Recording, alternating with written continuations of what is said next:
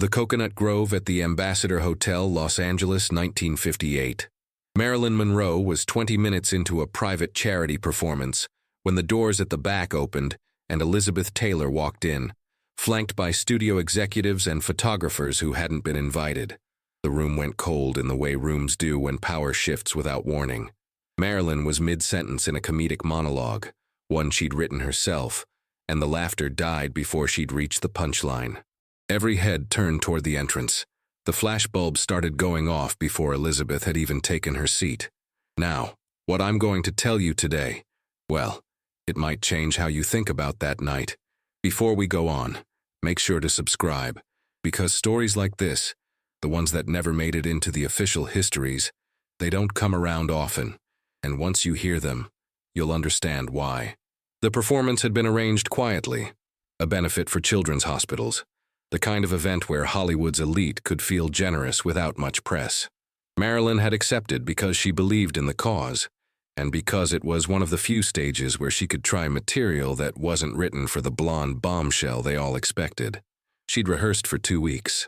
The audience that night was small, maybe 60 people, donors and their wives, a few industry veterans who'd seen everything. They'd been laughing. She'd been good. And then the doors opened. Elizabeth didn't apologize for being late. She never did. She moved through the room like someone who knew every eye would follow, her white gown catching the light in a way that seemed deliberate, calculated.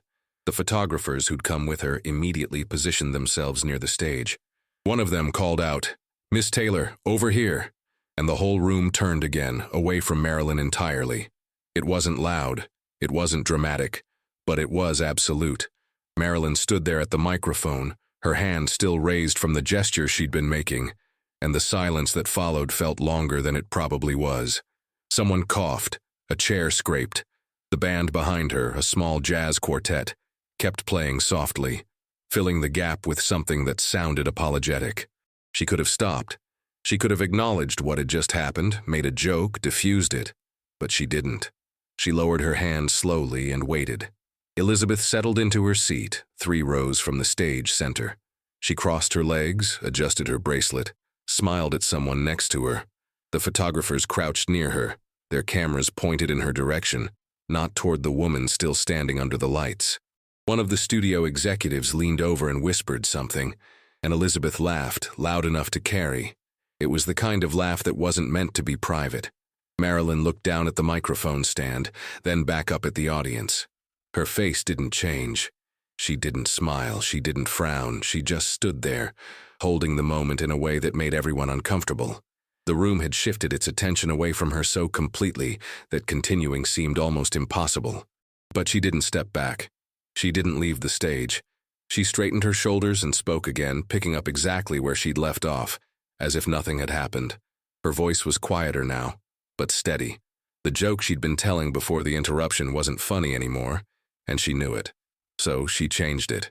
She adjusted the punchline mid-delivery, turning it into something darker, something about being invisible when someone brighter walks into the room. Few people laughed, uncomfortable laughter, the kind that doesn't know what else to do. Elizabeth looked up briefly, her smile still in place, but her eyes had gone colder. The performance continued. Marilyn moved through the rest of her set with the same measured calm, never acknowledging the disruption directly, never raising her voice. She told stories instead of jokes, small observations about fame and loneliness, and what it felt like to be looked at without being seen. The material wasn't what anyone had expected. It was too honest, too raw. The laughter died entirely after a while, replaced by something quieter, something that felt like recognition. When she finished, there was applause, but it was scattered, hesitant. The photographers were still focused on Elizabeth, who stood and turned toward the exit as if the show had been over for some time. Marilyn stepped off the stage without waiting for more acknowledgement. She walked past the small crowd toward the dressing rooms in the back, her heels clicking softly on the tile floor. No one stopped her. No one asked if she was all right. The event organizers were already moving toward Elizabeth, thanking her for coming, asking if she'd like champagne. In the dressing room, Marilyn sat in front of the mirror and stared at her reflection. Her makeup was still perfect. Her hair hadn't moved, but something in her face looked different, older, She didn't cry. She didn't throw anything. She just sat there, breathing slowly, her hands folded in her lap. Outside, the party had started. She could hear the music, the voices, the laughter. None of it was for her anymore. A production assistant knocked on the door 20 minutes later and asked if she needed anything. Marilyn said no. The assistant lingered, clearly unsure whether to leave, then said that people were asking about her, that she should come back out. Marilyn looked at her in the mirror, not turning around, and said very quietly, "Tell them I'm fine." The assistant left. Marilyn stayed. Elizabeth didn't leave the party for another 2 hours. She held court in the center of the room, photographers circling her like moths, studio executives laughing at everything she said. At one point, someone asked where Marilyn had gone. Elizabeth paused, glass halfway to her lips, and said, "Oh, was she here?" It got a laugh. A big one. The kind of laugh that travels. The kind that gets repeated. What Elizabeth didn't know, what no one in that room knew, was that the evening's organizers had recorded the performance. Not for public release, just for the charity's internal archive, a way to document who had participated. The recording captured everything. The interruption, the photographers, the laughter at Elizabeth's comment. And it captured Marilyn's face in the moments after the doors opened. The control it took not to react. The decision she made to finish what she'd started. The tape never aired. It wasn't supposed to. But copies circulated quietly in certain circles, passed from one industry insider to another, the way uncomfortable truths often do in Hollywood. Directors saw it. Writers saw it. A few actors who'd worked with both women saw it. And what they saw changed something. Not loudly, not publicly, but it changed. Within a year, Marilyn started receiving different kinds of offers. Not just comedies, not just the roles that required her to be beautiful and a little lost. She was offered scripts with weight, with complexity, roles that asked her to carry entire scenes without saying much at all. Some of those offers came from people who'd been at the Coconut Grove that night. Others came from people who'd seen the tape. They didn't mention it directly. They just said they thought she could handle something more substantial. Elizabeth, meanwhile, continued to be Elizabeth. Brilliant, magnetic, impossible to ignore. Her career never suffered, her legend never dimmed. But there were whispers, quiet ones, about what had happened that night. About whether it had been planned, about whether she'd known Marilyn was performing and had chosen that moment deliberately. The whispers never became accusations. They were just there, floating in the background of every interaction the two women had afterward. Which wasn't many. They crossed paths again at the Golden Globes 2 years later. Marilyn was nominated for a role she'd fought to get, a dramatic part in a small film that critics had praised but audiences had mostly ignored. Elizabeth was there presenting an award. Backstage before the ceremony, they ended up in the same hallway. There were other people around, assistants, publicists, photographers waiting for direction. The moment could have passed without acknowledgement, but Elizabeth stopped. She looked at Marilyn directly for the first time since that night and said, "I heard you were wonderful in your film." Her tone was polite, almost warm, but there was something in her eyes that suggested she knew exactly what she was saying, and what she wasn't. Marilyn nodded slowly, held her gaze, and said, "I heard you were on time to the screening." The comment landed soft, but it landed. Elizabeth's smile didn't falter, but her publicist stepped in quickly, saying they needed to move along. The two women didn't speak again that night. They didn't need to.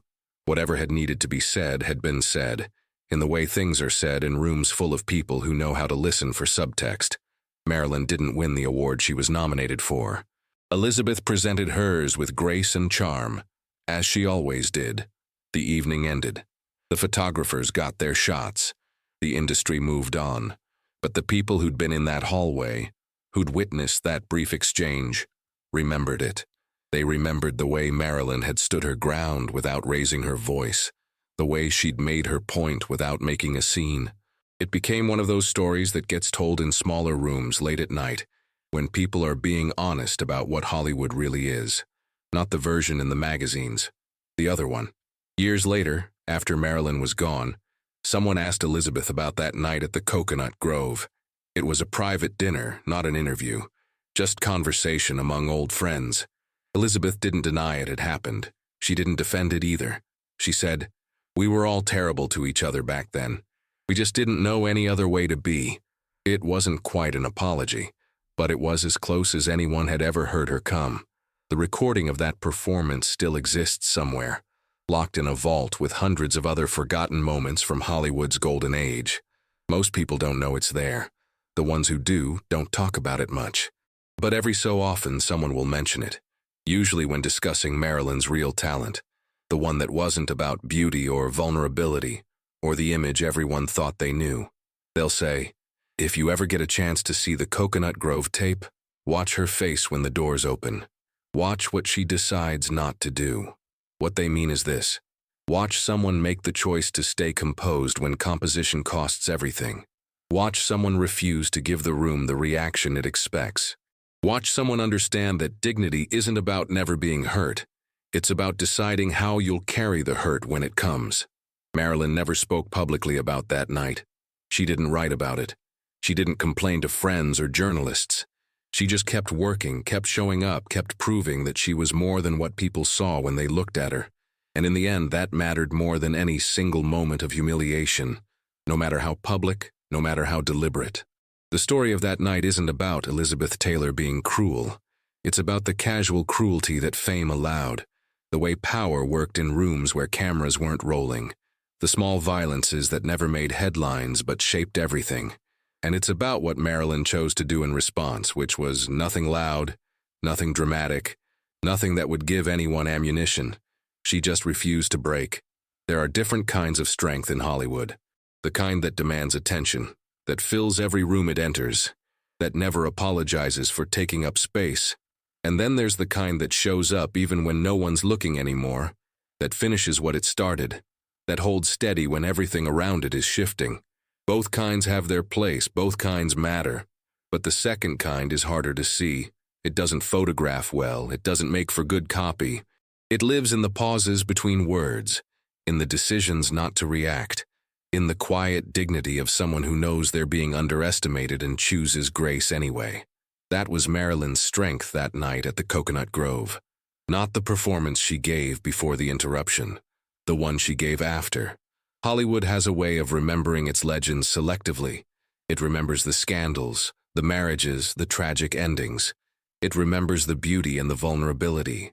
What it forgets, or never knew in the first place, are the moments of quiet courage that don't fit the narrative, the times someone stood their ground without making a sound, the strength it took to survive in an industry built on making people feel small. The Coconut Grove closed years ago. The Ambassador Hotel was demolished. Most of the people who were there that night are gone now. But the story remains, passed down through the generations of actors and directors and writers who understand what it means to be dismissed in a room full of people who should know better. They tell it carefully, respectfully, the way you tell stories about people who deserved better than they got, and they always end it the same way. With Marilyn walking off that stage, head high, not waiting for applause she knew wouldn't come. They say she looked like someone who just won something, even though no one else in the room could see it. They say she looked free.